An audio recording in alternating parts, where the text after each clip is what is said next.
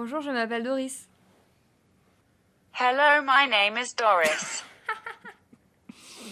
It's flawless. Flawless. Je suis un petit peu stressée par l'événement qui va se dérouler à Resd. Je pense qu'il va pas réussir à traduire ça. I am a little bit stressed by the event that will take place.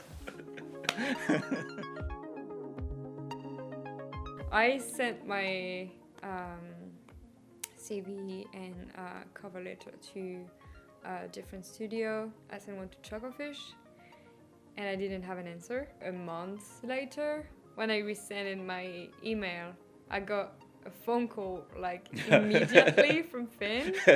I pick up the phone. I didn't recognize the number because I was in France, and I was actually at school when I received like the phone call. And I was like, oh, what is that? And I answer, and I heard someone talking in English, and I was like, wait, what? I was so stressed. And then Finn was like, oh, hey, do you still want to do an internship with us? I was like, yes. I really want it. After that, I screamed in the entire school. I was jumping everywhere. I was like, guys, I'm going to London. I didn't know I would stay. I thought I would stay for 2 months, so I just quickly found a flat where I would live for like 2 months. My parents were very supportive. They were like, you have to accept this job. You have to do it. You have to do your thing. And yeah, that was amazing to have their support, because I was the one who was like, I'm not sure I can do it now. First thing I asked was like, oh, like, does she speak English? How is her English? And then I was told like, it's not very good. I would ask you things and you would nod like, mm-hmm. And I go, do you understand? And you go, no. It was pretty scary to just be alone in London and not being able to properly talk. When I moved here and I was like, damn, I can't speak. I can't talk. It's not gonna happen. Yeah. Like, it's crazy. And then the more you hang out with people, the more you hear how they talk, what they said, like you pick up like things, expression, accent, you just like kind of copy what you hear. I'm from Ivory Coast, which is a country in West Africa. I lived there for 12 years, and then we had to move to France because of the war and stuff like that. Yeah, it was crazy. This is quite an origin story. Yeah.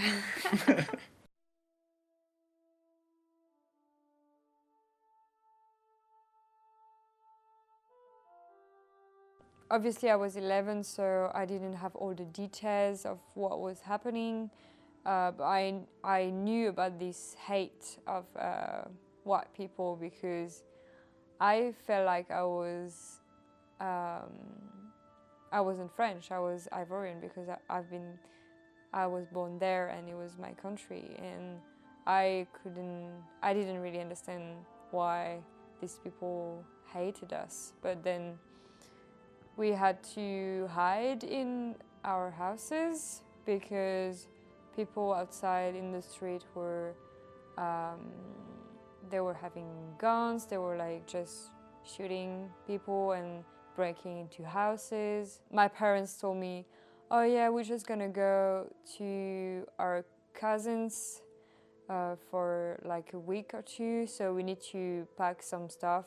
And then as soon as we went out, we were put in like those kind of like big army cars, and that's where me and my sister realized that we're not gonna go back home at all.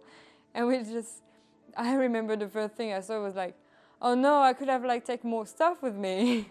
We slept at the camp for 3 days. There were a lot of people in the street that would like insult us and like throw rocks and like Like, it was just hate everywhere, and we were just like, what's going on? And we had like time to see how the city were, and it was like everything was broken, everything was destroyed. It was really shocking to see like your city like this. The day after, they found like few planes to move people to France. I lived in France for like 5 years after that.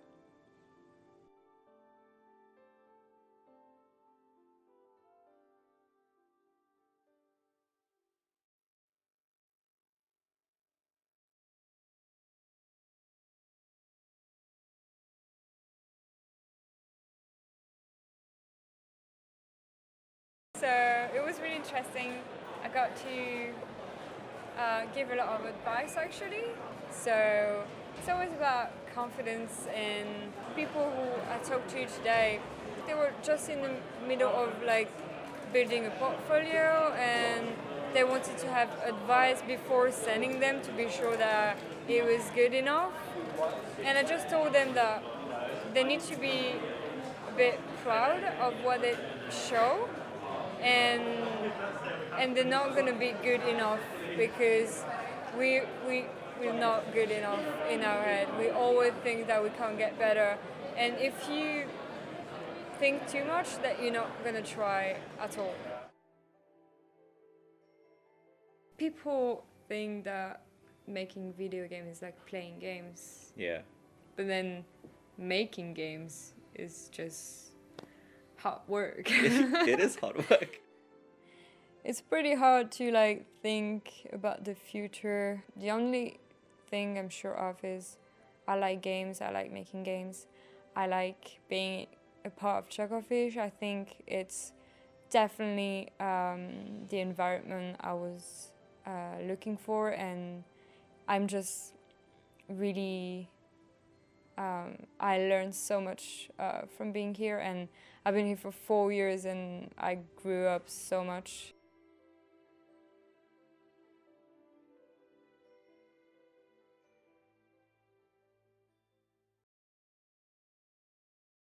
I love chemistry and biology, Okay. but not mathematics. I don't know why. Mathematics is not science. Mathematics is something. Numbers. It's much more than numbers, though. So if you think mathematics as a detective mystery, Yeah. where you have You to have find to find the X. Yeah, the X. Yeah. I love finding the X.